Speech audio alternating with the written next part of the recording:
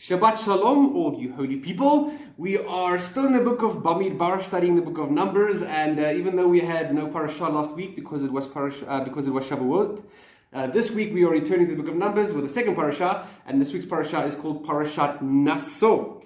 And the reason why I'm standing here holding the Torah scroll in this video is because it is also the anniversary of the receiving of our Torah scroll in this congregation. I know Shavuot we received the Torah, right, a bunch of thousands of years ago at Mount Sinai, but 5 years ago to this day was the very first parasha that we had this Torah scroll in our community. Now, unfortunately, this Torah scroll hasn't had a lot of attention from us in recent times because of the lockdown in our shul, but the positive that we can take away from that is that the Torah is more than just an object to us. The Torah is something that doesn't live here at the shul, but it lives in us, within us, in our hearts, and it influences every single aspect of our life from sunrise to sunset. Now, this Torah scroll of ours in our congregation is more than 125 years old this coming Shabbat. So it's been around the block. It's seen quite a lot. It's already on pension. And it has quite a few journeys, right? Originally, it was written in Poland. It eventually made its way out to America before the Holocaust. And then it made its way over the seas down here to the fine country of South Africa and our wonderful congregation here at Lada'at. And this scroll itself is a testament to us. There's a lesson that we can learn from this very Torah scroll that's here in my arms, that we too can make it through tough times. I mean, we're still stuck in this extended lockdown due to this pandemic. And just because there's a pandemic, just because we're stuck at home, just because we can't gather at the shul, doesn't mean that the relevance of the Torah is no longer applicable. In fact, it is at a time like this where the Torah inspires us to stay committed to Hashem, to learn more about Hashem, and to make it through this time. Right? So we're all hoping that pretty soon we can return to our shuls. We're still waiting on the chief rabbi to give us the okay, maybe later in this month. And God willing, by the time that Sukkot comes around and the high holidays and the end of Sukkot, when we celebrate Simchat Torah and we dance with this Torah scroll, please God, by that time, may our entire congregation return to the shul, men, women, children, everyone, so that we can come here and we can dance with the Torah in our arms again. You know, there's a famous saying that we say every year when it comes to Simchat Torah and the dancing with the Torah. We say that the Torah wants to dance with us, but it doesn't have legs. So on Simchat Torah, we become the legs of the Torah scroll. And that's why we carry the Torah around and we dance here, because the Torah itself wants to do the circuits around the bima, wants to celebrate the hakafot with the people that the Torah was given to as well. So please God, may that happen to us this year. But when we do that every year, when we dance with the Torah and when we become the feet for the Torah, it's a reminder that it's not actually an annual requirement to become the feet of the Torah. It is actually a daily requirement to become feet for the Torah, for God's living word. That wherever we go, wherever our feet take us on a daily basis, we need to keep the Torah and to live the Torah inside and out. Not just here at the shul, at the bima, right? We need to be the Torah to those around us so that they can see it wherever we walk. And even for those of you that have been sitting on the couch for this entire lockdown, the Torah even says in the Shema that you should talk the words of Torah when you sit at home or when you are on the way. So let that be an encouragement for you guys as we celebrate our 5th anniversary of having a Torah scroll in our community. It's a wonderful thing, and Hashem has really blessed us. So let's get into this week's Parashat Nasso. We have a lot going on in this week's parasha, right? So remember 2 weeks back when we started off the book of Numbers, we had the big census. And this week we end off the census of the Levites. So that's the start of this week's parasha. It then moves on to tell us a little bit about tithing. It tells us about the encampments of Israel and where those that are ritually impure have to be and where they're allowed to come in the encampments. Then we've got the interesting ceremony of the Sotah. What is the ceremony of the Sotah? Well, it's the story of the suspected wayward wife, where the husband can bring her to the temple or to the tabernacle, and they can do a test to prove her innocence. And if she is guilty, then this horrible thing happens where pretty much her insides explode.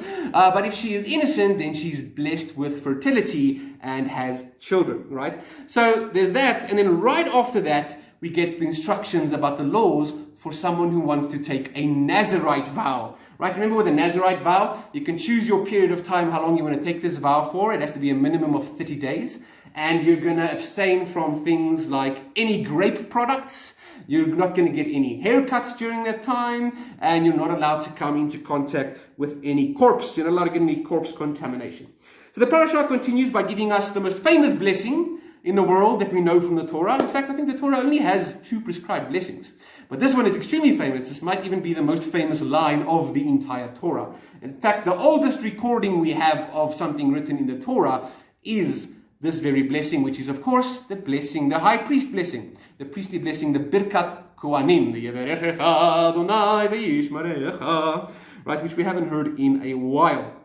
But that is a beautiful part of this week's parasha as well. And then the end of this week's parasha ends off with a lengthy repetition of the different sacrifices that are the different offerings that each of the leaders and the tribal leaders of each tribe brought to the dedication of the tabernacle. And all 12 of them brought the exact same thing, but the Torah goes and records all of it for us over and over and over again 12 times.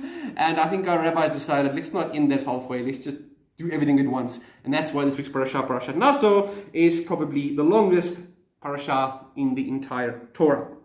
Okay, so this week, what's happening in our country? One of the biggest things, news headlines that happened to our country in this week, it's quite funny, is witnessing the reopening of bottle stores. Right? We were allowed to go and buy alcohol again, and people were queuing up like a child on Christmas Eve for waiting to get their presents, waiting to get their alcohol. People were standing in lines that were long. And I even heard some people say that they haven't stood in a queue with such excitement since 1994 when we went to go vote. Now, I don't know what that says about our society and about our democracy, but there's something that I want to draw from this, what happened in our country this week and what we're going through from this week's parasha. And where in this parasha do we see a link with that? Well, there's a part of our parasha that discusses alcohol. I'm talking about the laws of the Nazarite vow. So I want to discuss that today. Not to mention the fact that we also haven't been allowed to go get haircuts for this entire lockdown either. Even that's become illegal, right? So we are going through a bit of a quasi-Nazarite vow situation in our country at this time. In fact, even funerals, we've hardly been able to attend funerals during this time as well. So we've had a bit of a trial as to what it is like to be a Nazarite in this modern day and age. I heard someone in our community, one of the ladies was saying that her hair has grown so long during this lockdown and so heavy that she's put on 12 kilograms just in hair weight. We won't dispute that.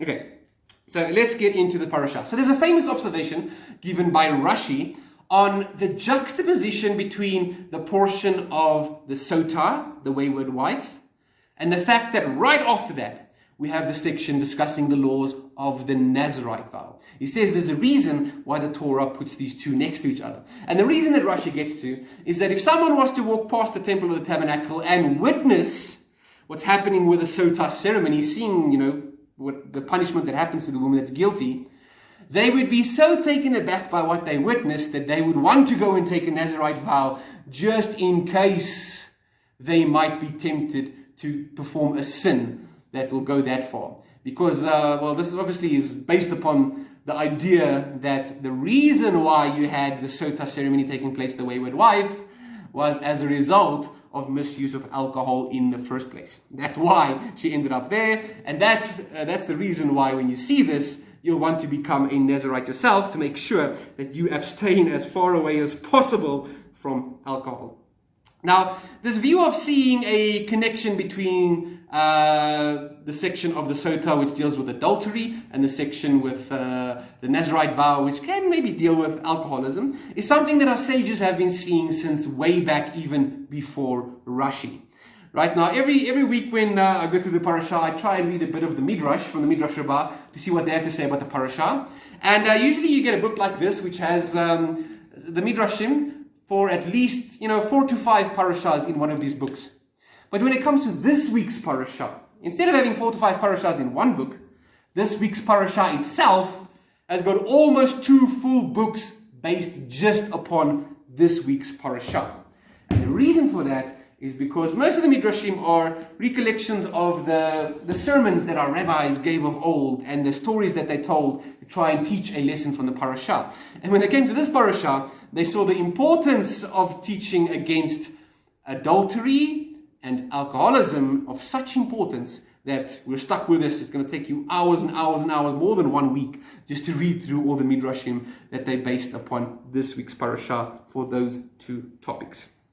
So it's an interesting thing that we can discuss this week.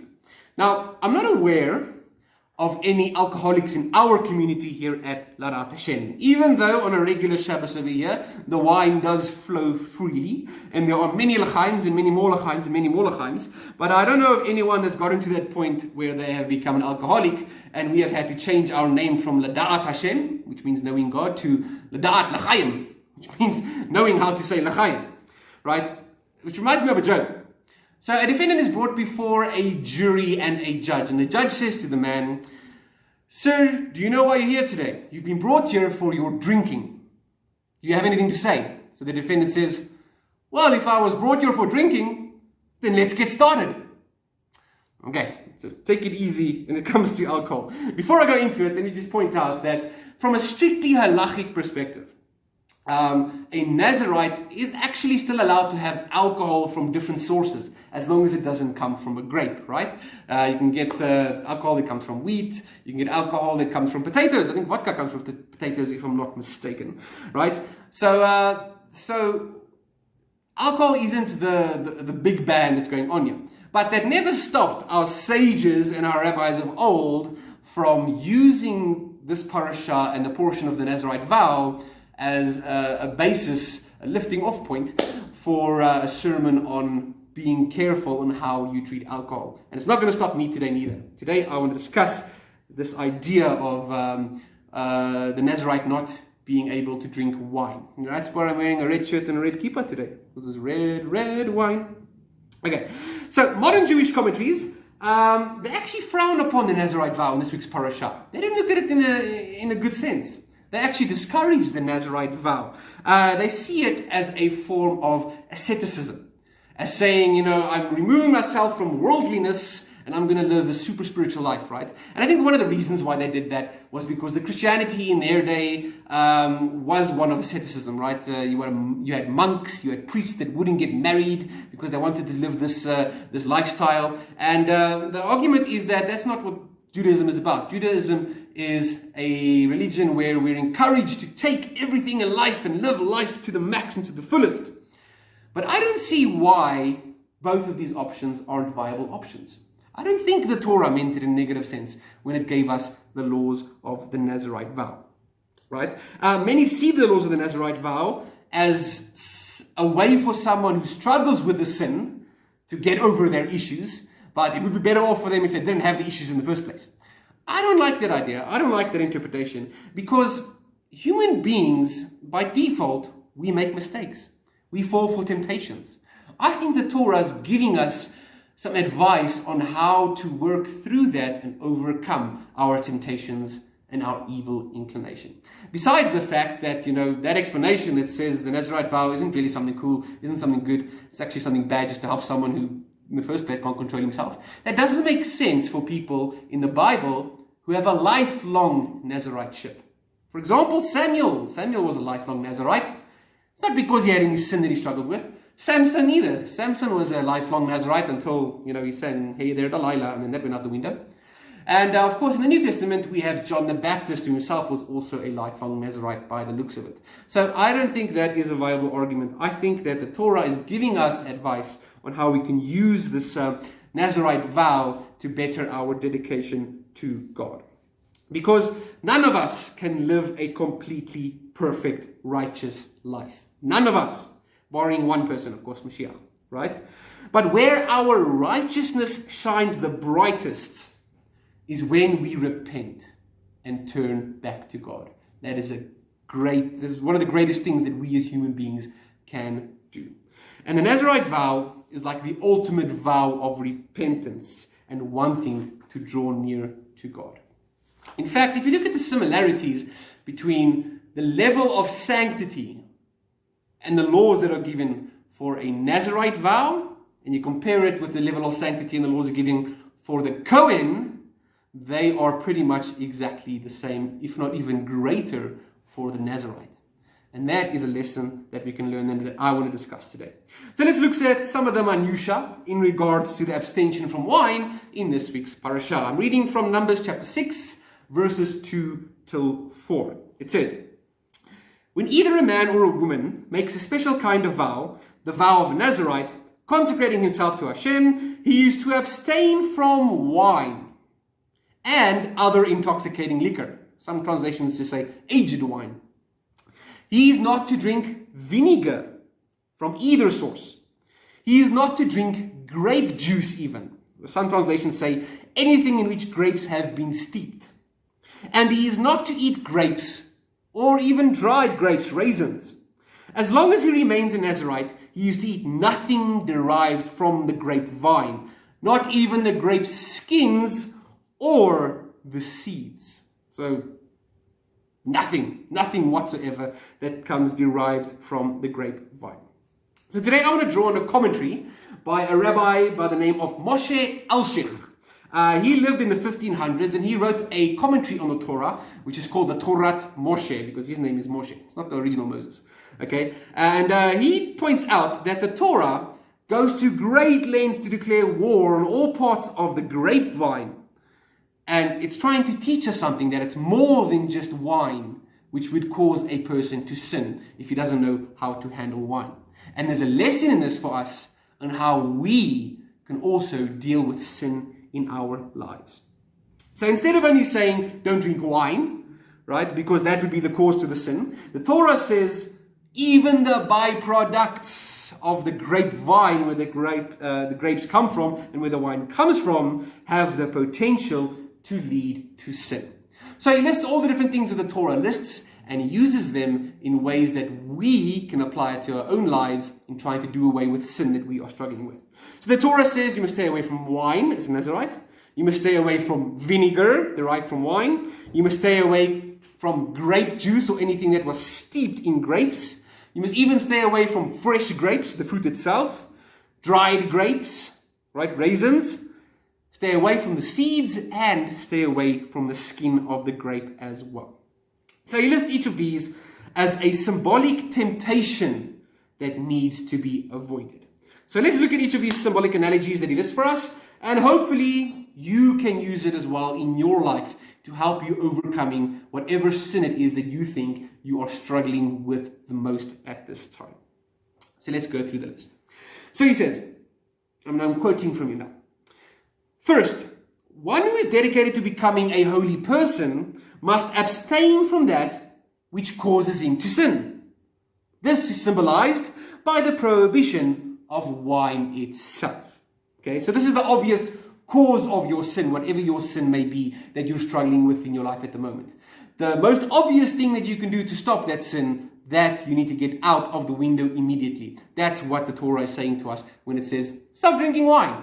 You're addicted to wine. Just stop drinking it, right? This is the most easiest level of advice. It might not be the easiest step though, but it is the basic thing that causes you the problem. So for an alcoholic, obviously it means stop drinking alcohol. For a gambler, it of course means stop going to the casino. For someone who struggles with controlling their anger, stop watching the Proteas play cricket, right?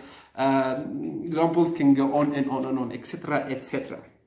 Okay. But the Torah goes on and it gives us another prohibition for the Nazarite. It says, you are forbidden to even have vinegar of wine. The Hebrew is interesting. It says, chometz yayin, chometz of wine. Now this, he says, is the result of spoiled wine that was wine once upon a time. So what's the lesson we can learn here in dealing with our own sins? The Alshich says that this teaches us that we should even avoid that which appears to no longer be a threat. How many people do you know that will get drunk on vinegar? Not many, right? So even though it doesn't appear to be a threat, you should still be on your guard. And he gives an example.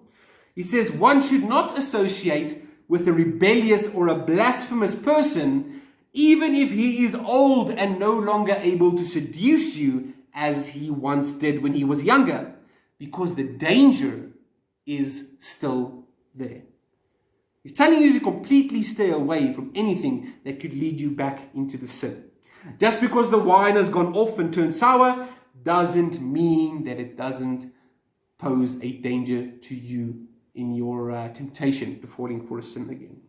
Right? We all know that image of the alcoholic standing outside the grocery store with his bottle of methylated spirits and his half loaf, and he's going to filter it through there so he can get some alcohol. We all know that image, right? That's even if the alcohol's got that bad, if you can't control your temptation and your lust for sin, then you're going to be driven to that level as well to continue sinning. And you're going to try and fool yourself thinking that you are not performing that sin anymore because now it looks different. You've given it a new disguise. So it's not the same thing. You're not returning to the same old sin. This is much lighter. You're going to trick yourself into believing that kind of thing, doing that sin in a different roundabout way. I think there's even people today, I heard this, I'm not sure if it's true, that are injecting themselves during the lockdown with hand sanitizer because it's 70% alcohol. That's how addicted the people were. Okay, so let's carry on with the Torah. The Torah goes on to the bit, even grape juice or anything that has been steeped in grapes, grape-flavored anything, even your vitamin water, if it's grape-flavored, you should stay away from it if you are undergoing a Nazirite vow. So the Al-Sheikh says that this represents anything indecent or ugly that resembles your sin in any way. Even though grape juice lacks the strength of wine, similarly, a lighter version of your sin should be avoided on our journey to purity and being a pure, holy individual. If something has a little taste of that sin that you used to struggle with, even that you should try and avoid. It's like someone who has to struggle with pornography, for example. That person should not be reading magazines with swimwear models in it. It's got even that taste that will take you back. No matter how watered down the thing is that you're fighting, by accommodating it and allowing it to brew in your mind, you are keeping a link alive that will eventually draw you back to that worst level of the sin in performing it again. Okay, so these are quite strong admonitions and prohibitions that the Torah is giving you, setting out just exactly how I want to say how orthodox, but how strong-willed you have to be in making sure that you are not influenced by that temptation, whether it be for an alcoholic with a Nazirite idea, or whether it be you in any sin that you are struggling with. But despite all these strong warnings, the Torah doesn't stop. It continues giving us more stringencies. It says even fresh grapes are forbidden. Why? Well, the Al-Sheikh explains, because they hold the potential for wine within them, regardless of the fact that they are harmless at present. So this causes us to see the potential for danger in even a regular situation. And only you will know which type of situations actually hold potential for danger, what actually wakes up your evil inclination when you get a little taste of it, right? It might be a certain song that you hear on the radio from your past that gets you thinking about those days of old when you used to enjoy your Joel Patrol, right? It might be something like that. It might be an old friend that you pass by from your past who, might have encouraged you in the sin or done it with you in the past. You might meet up with them. You have to be very careful that you don't see something as harmless, because it still has the potential to, I don't want to say flourish, but to develop into something worse and take you back into that hole. Right? A recovering drug addict, for example, is encouraged not to meet with their old friends from the time that they were addicted, because seeing these friends will trigger that feeling in them of the excitement of what they did when they went and they bought themselves those narcotics. So they even have to avoid that. So that's a lesson that Al-Sheikh says is taught to us from this week's parasha as well. You need to be honest enough with yourself to identify potential risks in your life in a situation. Okay, let's move on. The Torah says even dried grapes, raisins are forbidden, regardless of the fact that they can no longer be made into wine. He says, this, explains the Al-Sheikh, represents our midot, our character traits. They must be refined to such a degree that they become incapable of causing one to sin. Your character needs to change to such a level that it will be impossible for you to be able to perform that sin again, because you've changed, you've been reborn as a person. Your lifestyle becomes a hedge, becomes a fence protecting you from that sin. Right? For example, a person who masters the attribute or the characteristic of gratitude will not be allowed to fall into depression because of ungratefulness, because he's learned himself to see the gift in every single part of life. That's why we try and instill this into our kids when they're growing up, that they should wake up and the first thing they should say is, Moriani, I gratefully thank you for this life that you've restored to me. Because we have to see God's hand in everything and be grateful. So once we can inspire our character traits to see this, then it will influence our lives, that we won't even fall into sin. Right? Or to use an appropriate pun, don't whine. Here's another one for character traits, right? Sometimes pressure and testing are good for us. We should praise God even in those times. It's like, there's another stupid joke. What did the grape say when he got run over by a train? Nothing. He just gave off a little whine. Okay, sorry about that. Okay, let's carry on. Should you ever reach the stage of life that you think you have yourself covered, you've got yourself under control, and that the temptation that you fell for in the past will no longer ever affect you or plague you, the Torah warns us that even the seeds of the grape and the skin of the grape are forbidden as well.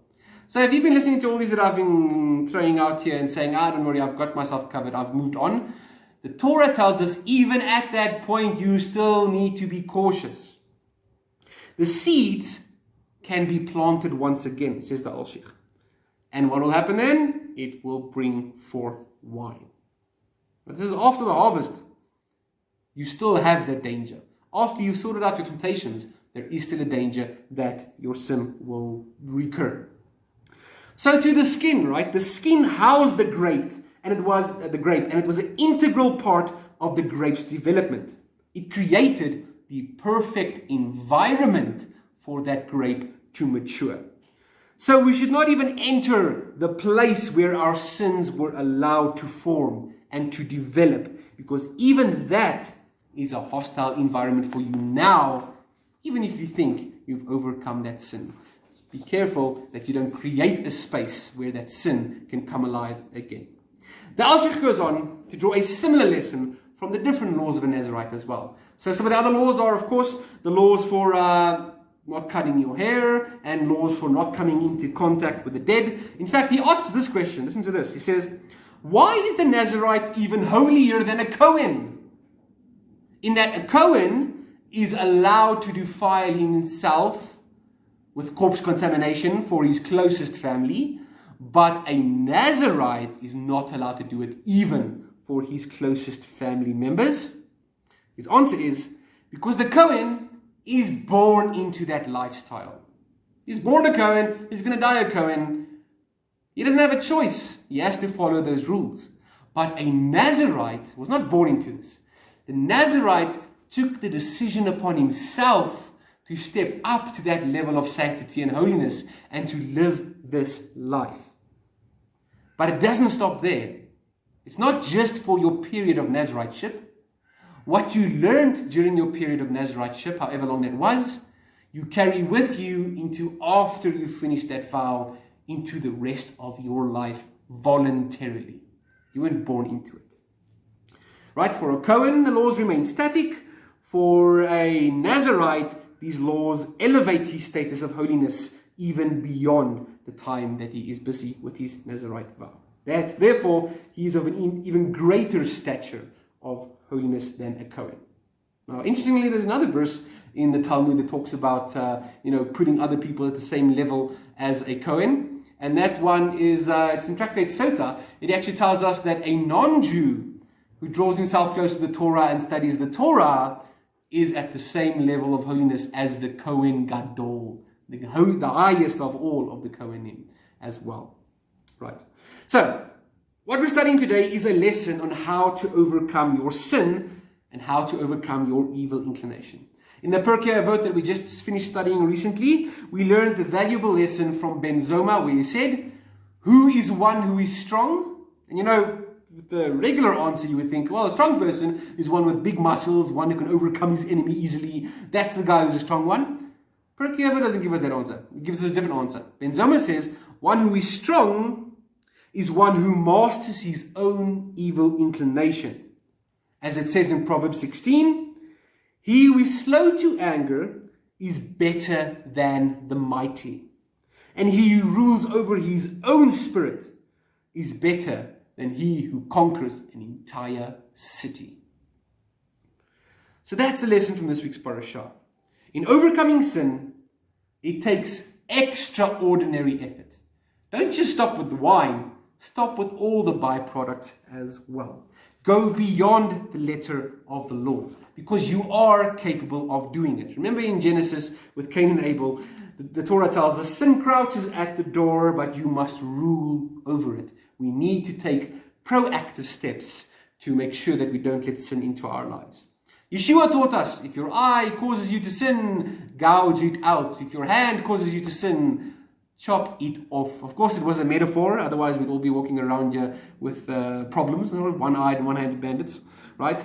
But what he's telling us is that this is the way of discipleship when it comes to defeating sin in our lives. That even the external ripple effects that can be caused by something, even they need to be set aside as we live our lives fully dedicated to God. Similar to someone who takes a Nazirite vow.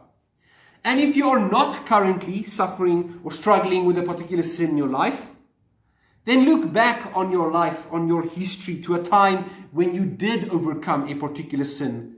First of all, give yourself a pat on the back, because it's not that easy. Well done. But also, take a message from this week's parashah that it is not done and dusted. The battle is still happening. Make sure that you are not open to backsliding. That you're not opening a door for that sin to enter again and find another chance.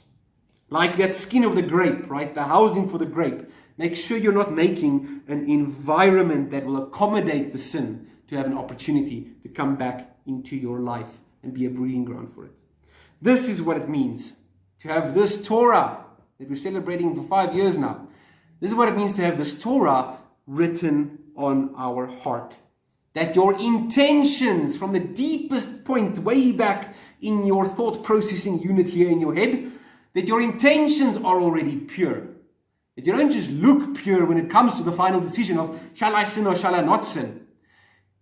Deep down in your heart, you should already be pure on the inside, so that it will look that way on the outside, and you won't struggle when it comes to game time to try and choose between doing the sin and not doing the sin. So we carry this Torah with us wherever we go. We use the Torah to direct us in wherever we go, to walk in the paths of righteousness. And in so doing, we are not only living lives fit for a kingdom of priests, we are living lives that elevate us to the level of sanctity of the high priest, the Kohen Gadol. So here we are in our 5th year of having this Torah scroll in our community. And it is this year more than ever that we learn the lesson that the Torah isn't meant to stay here in a cupboard at the shul. Because we haven't been here for more than 2 months, right? The Torah is meant to go with us and go within us every single day and in every walk of our lives. Shabbat Shalom.